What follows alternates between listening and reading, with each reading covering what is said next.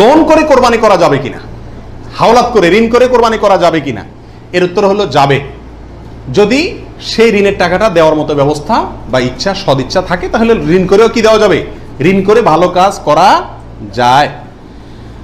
28 নম্বর প্রশ্ন হলো, ঋণগ্রস্ত ব্যক্তির জন্য কোরবানি দেওয়া উত্তম নাকি ঋণ দেওয়া উত্তম? উত্তর হলো ঋণ দেওয়া উত্তম, কারণ কোরবানির চাইতে তার জন্য ঋণের গুরুত্ব বেশি। সে যদি ঋণগ্রস্ত হয়, তার জন্য কোরবানি ইসলামী শরীয়তে তার জন্য কোরবানি না, তার জন্য ঋণ দেওয়া জরুরি। সে ঋণ পরিশোধ করবে, এরপরে টাকা থাকলে কোরবানি দিবে, না থাকলে কোরবানি দিবে না।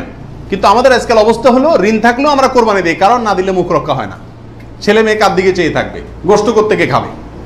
অতএব এগুলা কোরবানি না, এগুলা নিছক গোশত খাওয়া এবং ফুর্তি।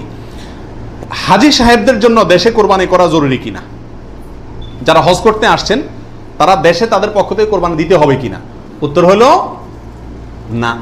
হাজী সাহেবরা যারা আসছেন তারা হজ করতে এসে হজের পরে তারা দমে শকর দিচ্ছেন, শুকরিয়া স্বরূপ যে দম দিচ্ছেন, যেটাকে আমরা কোরবানি বলি, এখানে দিচ্ছেন, তাদের জন্য দেশে তাদের পক্ষ থেকে আর কোরবানি দেওয়া কিনা জরুরি না। তাছাড়া তারা মুসাফির অবস্থায় মুসাফির ব্যক্তির জন্য কি দিতে হয় না, কোরবানি দিতে হয় না। বিয়ের অলিমার গোশত সংগ্রহের জন্য কোরবানি করা জায়েজ আছে কিনা? আমাদের দেশে উল্লেখযোগ্য সংখ্যক বিয়ে হয়ে থাকে কোরবানিদের পরে। আপনারা খেয়াল করবেন, আগদ হয়তো আগে পরে হয়, খাওয়ান দাওয়ানের অনুষ্ঠান হয় কোরবানিদের পরে। আল্লাহ মাফ করুক, কোরবানির সময় তো গরু একটা এমনি জবাই করা লাগে, তো ওই সময় যদি অলিমার অনুষ্ঠানটা বা বৌভাতের অনুষ্ঠানটা করা যায়, তাহলে তো ওই গোশত দিয়েই সারা যায়, গোশতের টাকাটা বেঁচে যায়। যদি কারোর এরকম উদ্দেশ্য থাকে, তাহলে সেক্ষেত্রে তার কোরবানি হবে না।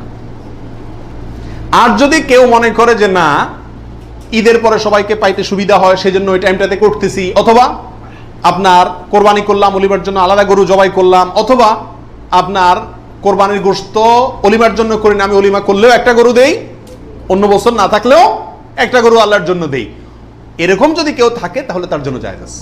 আর তা না হলে এই কোরবানির গোশত দিয়ে অলিমা সারা, অনুষ্ঠান সারা, এটা যদি ওই উদ্দেশ্যে করে, তাহলে সেক্ষেত্রে এটা কোরবানি হবে না, বরং এটা এক ধরনের তামাশা হবে কোরবানির নামে।